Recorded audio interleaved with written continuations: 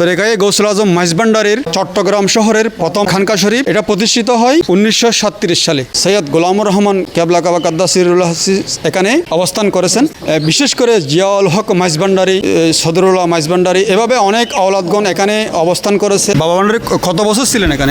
প্রায় 4-5 বছর ছিলেন। 4-5 বছর ছিলেন এখানে। ওখান থেকে খানকা প্রতিষ্ঠিত হয়, ওখান থেকে বাবা ভান্ডারীর আওলাদগণ এখান থেকে বসে লেখাপড়া করেছেন এখান থেকে।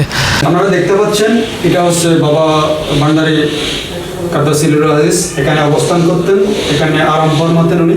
এর মহান মহান ব্যক্তিগণ এখানে অবস্থান করেছেন, আসতেন। বিশেষ করে জিয়াউল হক মাইজভান্ডারী, সদরুল্লাহ মাইজভান্ডারী, এভাবে অনেক আওলাদগণ এখানে অবস্থান করেছেন, আসতেন। বিশেষ করে হযরত বাবা ভান্ডারী সৈয়দ গোলামুর রহমান কেবলা কাবা কাদ্দাসিরুল্লাহ এখানে অবস্থান করেছেন। ওনার সান্নিধ্য পেয়েছিলেন হযরত সালেহ আহমদ মাস্টার আল মাইজভান্ডারী। আমরা জানবো এই খানকা শরীফের ইতিহাস প্রতিষ্ঠা। আমাদের সাথে কথা বলতেছেন হযরত সালেহ আহমদ মাস্টার আল মাইজভান্ডারীর সুযোগ্য নাথী জনাব আরমান সাহেব। আমরা ওনার কাছ থেকে এই খানকা শরীফের ইতিহাসটা আমরা জানবো। আসসালামু আলাইকুম ওয়া রাহমাতুল্লাহি ওয়া বারাকাতুহু। খানকা শরীফের প্রতিষ্ঠিত 1937 থেকে অবস্থিত হয়েছে।